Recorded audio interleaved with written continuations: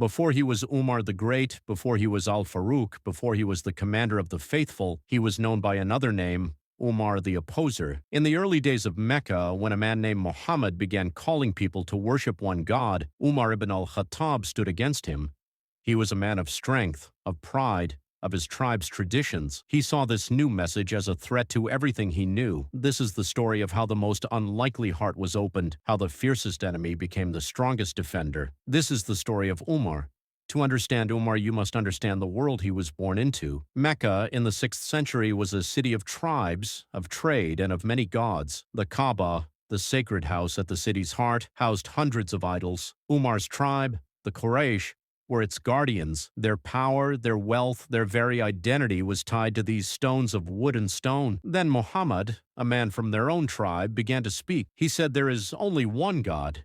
He said these idols are powerless. He called for justice for the poor, for the orphan, for the widow. To the leaders of Quraysh, this was not just heresy. It was an attack on their social and economic order. Umar, a young man of standing, listened to his elders. He saw the divisions Muhammad's message caused. Families were split.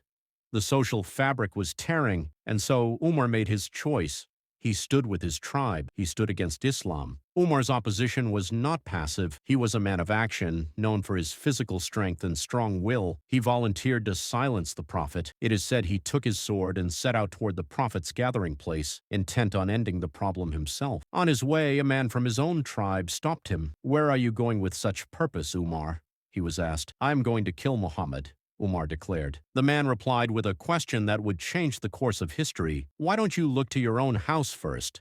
Your sister Fatima and your brother-in-law have already accepted his message." Umar froze. His own family, betraying the traditions of their ancestors. His rage turned from the prophet to his own kin. He changed direction and stormed toward his sister's house. As Umar approached, he heard the sound of recitation. It was a voice he did not recognize, chanting words in a rhythmic, captivating melody. It was his brother-in-law, Sa'id, reciting verses from a new chapter of the Quran called Surah Taha. Umar burst through the door. "What is this nonsense I hear?" he roared. The recitation stopped immediately. His sister and her husband tried to hide the parchment. Umar saw the fear in their eyes, which only fueled his anger. He confronted his sister Fatima. An argument ensued, and in his fury, Umar struck her. Seeing his sister bleed, a moment of shock cut through his rage. He looked at her standing defiantly and said, "Show me what you were reading." Fatima, brave despite her fears, said, "You are impure from your idols.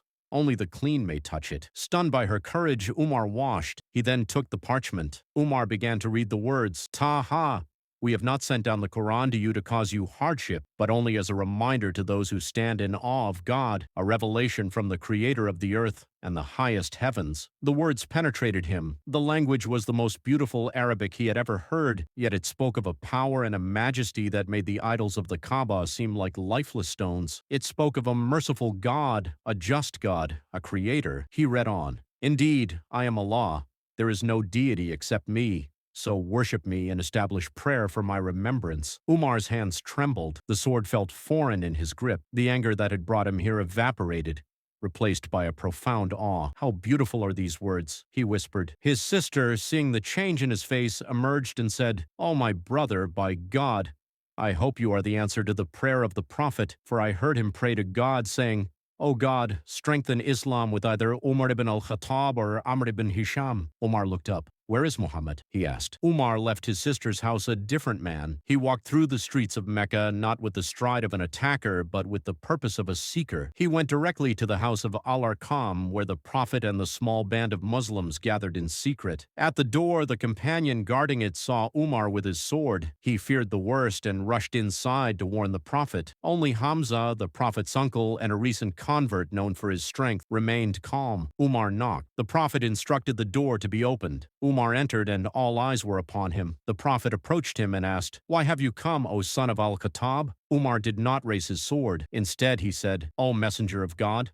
I have come to believe in God and His Messenger." The Prophet raised his voice in praise of God, and the Muslims in the house understood that Umar had embraced Islam. The Prophet himself gave him the title Al-Farooq, the one who distinguishes between truth and falsehood. Umar's conversion was not a private affair. He immediately asked the Prophet, "Aren't we on the truth?" The Prophet confirmed they were. "Then why do we hide it?" Umar declared. He insisted they go to the Kaaba and proclaim their faith openly. Leading a group of Muslims, Umar marched to the sanctuary. The Quraysh watched in stunned silence as the man they had relied upon to crush this movement now stood before them, proclaiming the Shahada loudly for all to hear. His conversion broke the back of the opposition in Mecca. It gave the small Muslim community a public strength and protection they had never known. From that day, they prayed openly at the Kaaba. Umar's strength, once used to oppose Islam, was now its shield. The story of Umar does not end at his conversion. That is where it truly begins. The man of tribal pride became the champion of universal justice. The man of physical strength became the pillar of moral courage. As the second caliph, he built an empire not on force alone, but on a system of justice that became legendary. He established the Bayt al-Mal,